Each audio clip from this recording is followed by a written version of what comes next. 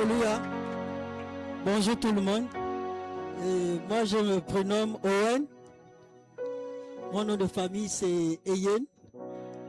Je suis du Nord. Je sors d'un coin qu'on appelle Medouno. D'où jusqu'à aujourd'hui, l'évangile n'est pas encore arrivé là-bas. Et c'est quelque chose qui me tient à cœur. Je prie le Seigneur. Et si je suis là ce matin, c'est pour glorifier le Seigneur, quoi. Ce que le Seigneur a fait dans ma vie, c'est que moi, je savais même pas comment c'est arrivé, quoi. Et je suis là aujourd'hui. C'est pour témoigner comment le Seigneur m'a pris, quoi. Et je suis un jeune qui est né dans une famille très rigoureuse. Mon papa était très carré, quelqu'un qui ne riait pas, qui blaguait pas avec ses enfants. Et je suis aussi à mon aîné qui a pris ce caractère, qui ne blaguait pas. Quand papa n'est pas là, quand c'est lui qui reste, on a même plus peur, quoi. Et c'est comme ça j'ai grandi un enfant qui ne parlait pas. Je pourrais faire toute une journée sans parler. Et il y a des fois, quand j'avais l'âge de 8 ans, 9 ans, je pouvais souvent aller m'asseoir derrière, tu vois, dans les villages, derrière la cuisine. Je regardais le ciel, je me posais des questions, mais comment se fait que le ciel est accroché là-bas, ça ne tombe pas? Donc j'avais souvent ces pensées, étant jeune, sans connaître le Seigneur, me poser des questions, mais comment le monde a commencé, comment nous sommes nés, comment les humains sont venus, sans la connaissance de la parole, en fait. Et c'est comme ça que j'ai grandi, j'étais en cavale, comme mon père travaillait dans les sociétés forestières et tout. Donc, on était souvent dans les forêts, on voyageait beaucoup, on est à Libreville, on est au village, on est dans les camps des forestiers. Mon père travaillait à Leroy-Gabon. Et je suis né dans les sociétés forestières là-bas. Et donc, je faisais la navette. Et à un moment, quand mon père a pris la retraite, nous sommes rentrés au village. Les aînés sont restés à Libreville. Et je faisais la navette Libreville au village, Libreville au village. Et c'est comme ça que je faisais mes études. Et à l'âge de 10 ans, je suis quitté des bras de mon père et ma mère. Je suis allé chez ma grande sœur qui m'a élevé jusqu'à ce que j'ai eu mon entrée en sixième. Et je travaillais bien à l'école. Et au village, tellement qu'au nord, on aime plus le football. J'étais passionné du football. Donc, ma pensée, c'était de porter le vert jaune bleu jouer dans à l'époque avant de porter on appelait la Zingo. J'ai dit non, moi je dois porter les couleurs de mon pays, quoi. Et on avait la pensée d'aller en Europe au football. J'étais à fond là-dedans. Et très poli, un enfant calme, respectueux dans tout le village. Et en classe de quatrième, c'est là où je quitte le village. Et parce que chez nous, il n'y avait pas encore la seconde. Donc, l'école s'arrêtait en troisième chez nous, notre CS. Et quand je suis arrivé en quatrième, et mes parents m'ont dit qu'il faut que je quitte le village. Et je suis venu à Libreville. Et c'est comme ça que notre aîné travaillait à Siad Gabon à Lambaréné. Et c'est comme ça qu'il me dit non, je vais prendre mon petit frère, il va venir ici. Et c'est comme ça que je me rends à Lambaréné. Et je me rends compte que c'est là où ma vie commence à basculer. Et quand je suis arrivé à Lambaréné, j'ai commencé à apprendre, j'étais en classe de troisième, les études, c'était plus ça. Et j'ai commencé à connaître des amis et commencer à boire le vin. Et c'était compliqué. Et à Lambaréné, il y a quelque chose qui régnait là-bas. C'est-à-dire, si tu n'étais pas vacciné au tchang des bagarres et tout, tu n'es pas un homme, quoi. Et c'était quelque chose qui régnait. Et moi, je me voyais que je ne suis qu'un sportif, un footballeur. Et les jours, j'avais peur tellement que c'était quelque chose de terrifiant, quoi. Quelqu'un pouvait te damer un coup de tête sans te toucher et tu tombes. Et j'ai dit non, il faut que moi, je vais au haut niveau, quoi. Et c'est comme ça que je me suis lancé là-dedans. Et on est allé visiter les Nganga, les marabouts, comme des pygmées en forêt. Et c'est comme ça que je me suis blindé là-bas. Je suis sorti là-bas, j'étais une autre personne. Et on était à Lambaréné, l'année scolaire, mon grand frère était fâché contre moi. Tu faisais bien l'école au village, tu étais intelligent, mais c'est comment? J'ai dit non, moi je ne veux pas rester ici à Lambaréné, je veux aller à Libreville. Et c'est comme ça l'année qui suivait, je me suis rendu à Libreville. C'est un autre de mes aînés aussi qui m'a reçu. Il m'a inscrit à un établissement au niveau de la gare routière. Et c'est comme ça que j'ai commencé à fréquenter. J'ai redoublé la troisième. J'ai commencé à apprendre. Et là, la chose a pris de l'ampleur. Et là, je voulais me montrer, il faut que je montre que moi, je suis déjà à un autre niveau. Et c'est comme ça qu'à chaque fois qu'on sortait des cours, on allait dans les bars. Et une fois, j'ai bu 2 régables. Et cet esprit-là montait à moi, même si tu m'as rien fait, moi, j'ai provoqué des bagarres parce qu'il fallait que cet esprit-là demandait à moi qu'il faut que je frappe quelqu'un. Et là, c'était un désastre, c'était catastrophique. Et à chaque fois que les bagarres se passaient, je n'avais jamais été frappé un jour. Et c'est moi qui descendais les gens. Et c'était une chose que si moi j'arrive à t'atteindre à mon coup de poing, tu ne te lèves pas. Et le sang pouvait sortir de la bouche, des oreilles, et c'était des coups fatals. Tu ne pouvais pas m'atteindre. Et là, je me suis fait non, j'étais dans un quartier encore très dangereux qui était la prison. Et là, je me suis fait non. Et l'école, c'était plus ça. Et mon aîné aussi m'a mis dehors, donc j'étais dans la rue. Je dormais dans un garage. J'attendais, je pouvais veiller dans un bar à une certaine heure. Et puis, quand le bar veut fermer, je cherche un garage qui est au raccourci, qui est avant la prison centrale. Et là, il y avait un garage derrière. Là, c'est là où je dormais. J'ouvre la portière, je dors dedans. Et c'était terrible. C'est-à-dire, là, le Seigneur a fait grâce que je trouve un boulot, un boulot location. J'ai commencé à louer une chambre de 10 000 dans de la prison. Et j'avais à cœur que je voulais continuer mes études, quoi. Et l'année quand même que le grand frère m'avait mis au lycée, j'ai pu passer en seconde. Et là, lui, il était fâché qu'il n'avait pas déposé mon dossier pour faire le BPC parce qu'il était fâché. Il m'a dit non, j'ai déposé le dossier et tout et tout. À l'examen, j'ai fait les épreuves pratiques et rien à l'IDD. Mais on me disait qu'on ne trouve pas ton nom et c'est à l'écrit et l'oral que j'ai commencé à pleurer et ça m'a encore mis une haine envers mon grand frère. Il n'a pas permis que je puisse faire l'examen et tout. Et là, j'ai encore dit, là, l'esprit, le démon, là, m'a encore dit, non, là, il faut rentrer à fond, quoi. Et là, je suis rentré dedans à fond. J'avais mon boulot, j'ai loué ma chambre. Donc, mon bailleur, tout le monde, j'ai trouvé, il y avait un fou dans cette maison, grand détail, costaud. Il y avait des gaillards qui étaient là. Et quand je suis arrivé à la maison, j'ai dit, bon, ok, ici, je suis locataire, mais je dois être le chef ici.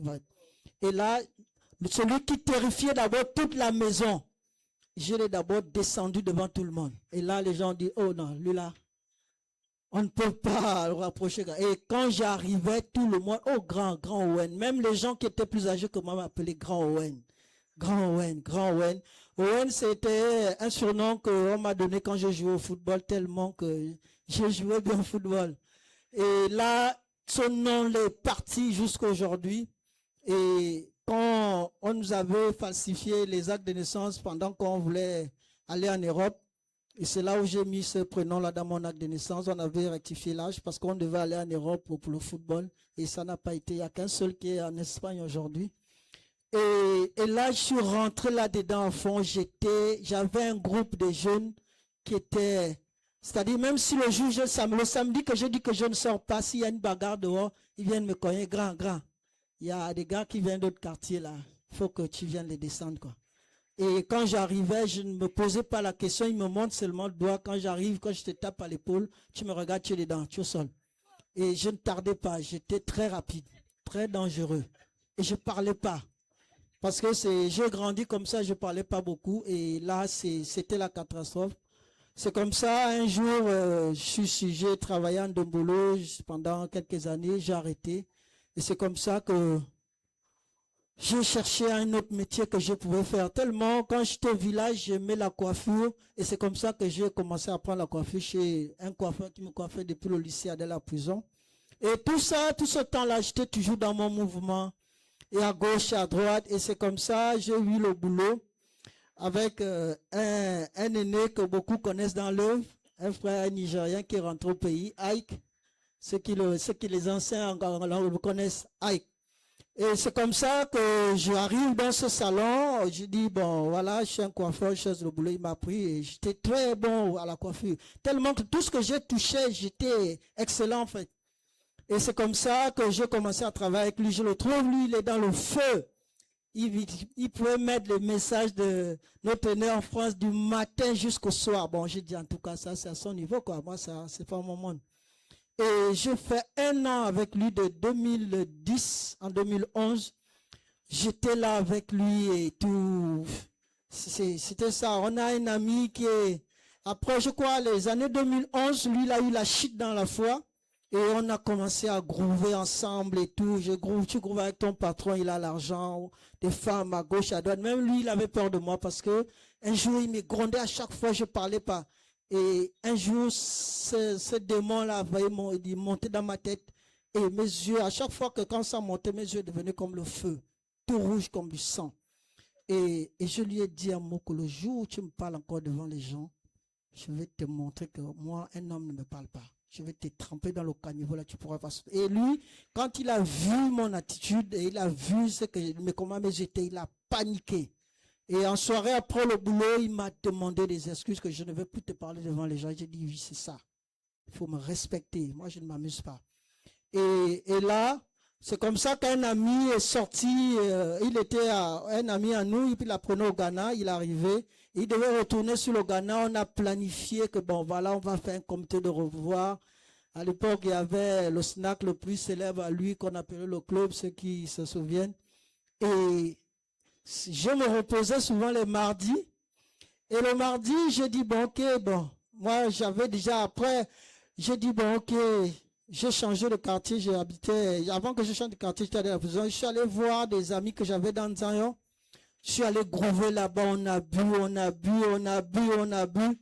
Et vers le 21h, j'ai dit non, il faut que je cours vite, je dois prendre le taxi de changer Nzayon dès la prison avant 22h. C'est comme ça.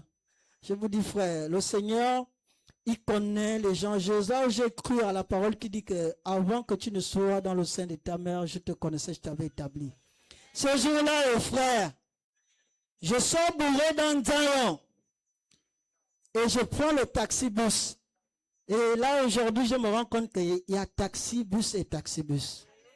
Le taxi-bus que j'ai pris, l'évangile qui a sonné dans ce taxi, un rebelle, un caïd, un frappeur. Wow. Le petit, jusqu'à aujourd'hui, je suis un ancien de la prison. J'ai tourné tout le quartier. Je n'ai plus jamais revu ce petit. J'ai dit, ce petit-là, je dois le retrouver. Je dois le régler ses comptes. Il a prêché l'évangile dans ce taxi et toute ma vie était exposée. Je me rendais compte que c'est à moi qu'il parlait. Mais un taxi-bus à l'époque, c'était 19 places. Mais pourquoi moi, je me sens visé? Et tout ce qu'il disait, ça me concernait. Et là, j'ai pris la parole au taxi-bus. Je dis, petit, tu te tais. Tu fais du bruit aux gens. Un enfant comme toi, tu parles, les grands sont là. Et le petit demande l'arrêt à l'UOB à l'entrée de l'ENS. Et les mamans discutent, mon fils, je paye. Dit, mais là, il vole l'enfant là comment? Mais au fond de moi, j'avais mal, parce que ce qu'il disait, c'était ma vie. Et j'ai commencé à avoir mal. Je suis descendu de la prison. Je suis encore allé au bar. J'ai pris une bière. J'ai pris ma Marlboro là que j'aimais tant. Et là, je n'ai même pas pu vider cette bière que j'ai prise. Là, j'étais mal à moi. Et depuis une heure, j'avais dans la tête que quand j'arrive, j'appelle ma copine, elle me trouve dans ma chambre. Mais je n'ai plus eu cette envie-là, quoi. Je suis rentré, je suis arrivé dans ma chambre. Et étant dans ma chambre, fatigué dans le vin, je me suis assoupi, boum, sommeil. Et dans le sommeil, je me retrouve dans ce même taxi-bus avec ce jeune homme. Il me parle face à face. Il me prêche l'évangile. Oh, Yeshua est merveilleux. Frères et sœurs, Yeshua est vivant. Yeshua est vivant. Il me parle face à face. Je me réveille en sursaut. Je regarde de gauche. Je suis dans ma chambre, c'est quoi ça? Ce songe-là, je l'ai fait 3 fois dans la nuit. Et la 3e fois, je me suis réveillé, j'étais à genoux physiquement au sol, cloué. Un caillou de pleurs. Un frappeur, il est en train de pleurer comme un bébé.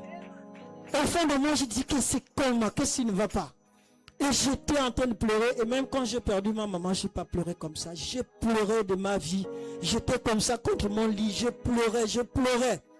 Et au moment où je lève la tête, le mur de ma chambre s'allume. Et là, je pourrais voir tout mon passé. J'avais fait une dernière bagarre au couloir de la mort là. Ce jour-là, c'était la police qui était arrivée. Et ce jour-là, j'avais reçu 10 bouteilles de réglable sur ma tête. Je n'ai pas eu de gratinure. Et les gars ont paniqué que ça n'est pas une humain normal. Et tous les jeunes, les frères qui étaient avec moi, avec mon bailleur, ils ont fui. Ils sont arrivés de la prison, ils ont dit non, le petit là, il a fait, hein, il fait, hein, mais là, c'est pas sûr qu'on va le trouver vivant. Au moment où ils prennent des renforts pour arriver, dit qu'ils vont venir me soutenir à là, au couloir de la mort, c'est là où moi je descends du taxi. Tout le monde panique. Même pas une goutte de sang. Ils ont dit là, on a le guerrier des guerriers. C'est parce que ce qu'on a vu là. Et je vous assure, frère, tu pourrais être costaud comme quoi, costaud le temps, les gros muscles. Et si moi je te regarde en face, je te descends. Je ne pourrais pas m'atteindre. C'était un démon terrible que moi-même jusqu'à aujourd'hui, je ne sais pas comment ce démon-là pouvait s'appeler quoi. Et là, c'est ce jour-là, en me réveillant, il me montrait tous ces bagarres-là, tout ce que j'ai fait. Il me disait que là, tu mourrais. C'est moi qui t'ai gardé. Là, tu mourrais. Et là, j'ai commencé encore à pleurer, à pleurer, à pleurer. C'est après que je me suis posé la question que, mais, dans le taxi-bus, dans le songe, nous étions 3. Moi et ce jeune homme, il y avait un chauffeur que je n'avais pas vu de visage. Et c'est après que le Seigneur me fait comprendre que celui qui était au volant, celui qui était, oh Yeshua, c'est lui-même qui était au volant. Il m'a pris dans son taxi. Yeshua Hamashiach. Hey! Oh frère, c'était merveilleux. Il m'a pris dans son taxi. Il conduisait. Il a dit à son fils, c'est mon fils, je l'amène avec moi. Et jusqu'à aujourd'hui, le Seigneur me fait grâce, malgré des hauts et des bas que j'ai un peu traversé dans ma foi depuis 2011. Et c'est comme ça que j'ai commencé à lire la Bible. J'ai quitté de la prison, fuir et ses amis. Je suis allé habiter en Zion et on m'a invité église à gauche, église à droite. Et je vous assure, j'avais telle soif que je pouvais lire la Bible de 22 heures que je rentrais chez moi jusqu'à peut-être 3 heures. Je lisais la Bible, je ne connaissais pas d'où se trouvait une assemblée et les gens m'invitaient. À chaque fois que je rentrais dans une assemblée, une fois j'écoutais, on me dit, l'homme de Dieu arrive. J'étais attristé à moi quoi. J'ai dit, mais celui qui m'a conduit dans le taxi-bus, et cet homme qui est là, que je lis la Bible, que nous sommes que des hommes. Mais pourquoi les gens glorifient un homme sans glorifier le Seigneur? Et j'étais triste. Je me rappelle que la dernière église qu'on m'avait invité, j'avais dit à cette fille que ce monsieur-là, ce prophète-là, c'est un faux. Et quand le Seigneur va se révéler à vous, ça va se vider. Et cette église-là fermée dans un chantier moderne. Et c'était comme ça, c'est comme ça un jour j'ai dit je ne pars plus dans les assemblées. Et on m'invite à gauche, à droite, il n'y a rien de bon quoi. Je vais lire ma Bible seul dans ma chambre. Et c'est comme ça un jour j'ai dit bon, comme je travaille à Plein-Oreti, je veux descendre au charbonnage, marcher, saluer mes vieux amis à de la prison. Et en marchant, j'arrive là où se trouve la dame, je traverse, j'écoute des cantiques dans une barrière. Ça chantait, ça chantait, ça chantait. Et je veux passer comme s'il y a quelque chose qui me disait rentre dans cette barrière. Et je vous assure que quand je suis rentré dans cette barrière, c'était une foule que je dis waouh. Et ce jour-là, il y avait un frère vraiment que je pleure aujourd'hui, que le Seigneur fasse grâce. Il s'appelait Michael. Vraiment, c'est un frère qui avait le feu, mais je prie pour lui depuis chez moi. Et c'est l'évangile qui est sorti ce jour-là. Je suis tombé en larmes. J'ai pleuré, j'ai dit c'est ça que je cherchais. Et à partir de ce jour jusqu'à aujourd'hui, c'est là où j'ai connu cette œuvre. Personne ne m'a invité. C'est le Seigneur lui-même qui m'a attiré dans cette œuvre. Et là, j'ai commencé à me former. On a quitté du Bon Samaritain, on est arrivé en Zion. Et comme moi, je suis quelqu'un de très caché, je suis dans les coulisses et je suis là. Et aujourd'hui, là, je persévère avec les frères à lui. Le Seigneur m'a fait grâce de me marier en 2024. Je suis marié aujourd'hui. Et il y a une chose. Je suis né dans une famille de 11 enfants, mon père et ma mère. Personne n'est marié, je suis le premier. Je suis le dernier et je suis le premier à me marier aujourd'hui. Et vraiment, je vois combien de fois le Seigneur me met avant de le connaître. Et j'aimerais terminer avec ce cantique. Depuis hier, si ça, je m'y mets sur moi, je ne connais pas tant les paroles. J'aime ta manière de m'aimer. Tu le fais si bien. Tu me fais du bien. Hey, Yeshua, j'aime ta manière. C'est lui qui m'a sorti de la rue. Aujourd'hui, prédicateur de l'évangile, je fais ce témoignage à tous les jeunes que je prêche l'évangile dans mon activité. Je suis coiffeur. Partout où je vais, je fais ce témoignage. C'est la première fois que je fais ce témoignage en public. Vraiment, s'il y a un jeune ici qui se pose encore des questions, moi j'étais au niveau, c'est l'enfer qui m'attendait. Et le Seigneur, quand je me suis converti, il m'a fait visiter l'enfer. Et je tombais dans le gouffre. Et je dis non, je fais que tomber comme ça, je vais où? Je vais voir là où je vais aller tomber. C'était horrible, frère. L'enfer est réel. Jeune, toi qui es là aujourd'hui, il t'aime. Avant que toi tu me l'aimes. C'est pourquoi je veux qu'on sente ce cantique. Il me fait si bien. Il me fait du bien. J'aime ta manière de m'aimer. Tu me fais si bien. Toi tu me fais si bien. Alléluia. Est-ce qu'on peut se lever? Tu me fais si bien. Et toi tu me fais si bien.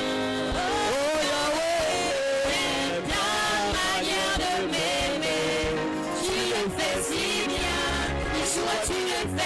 Faut danser pour le roi, faut danser pour le roi.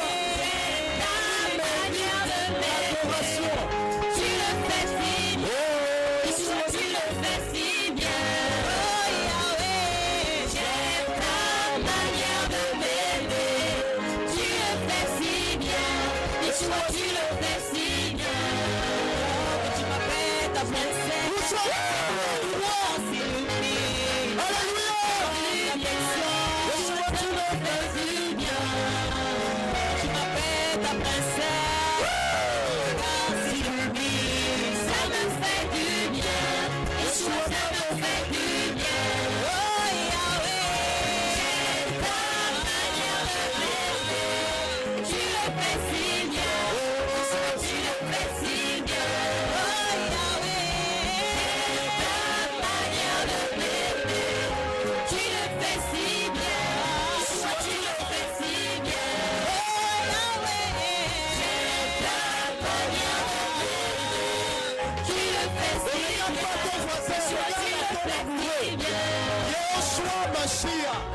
Tu es venu pour lui ce matin.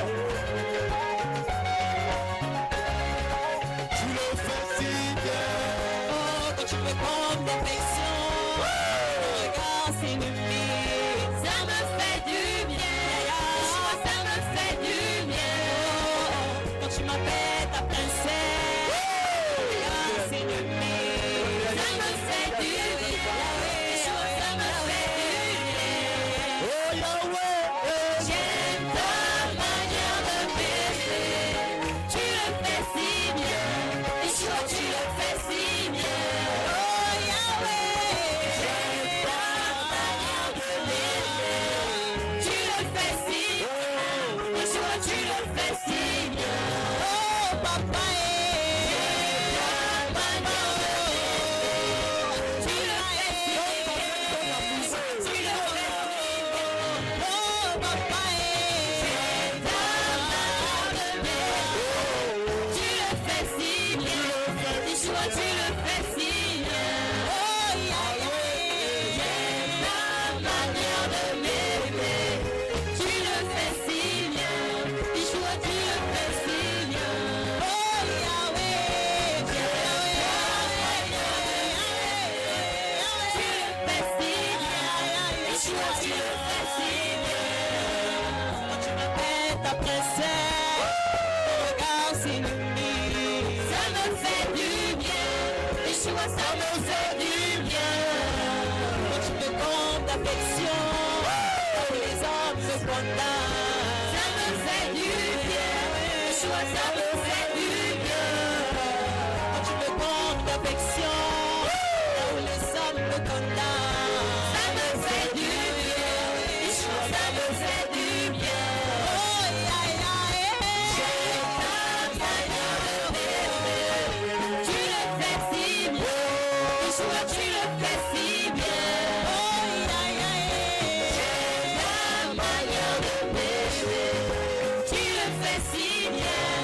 Toi tu le fais si bien. Alléluia. Alléluia.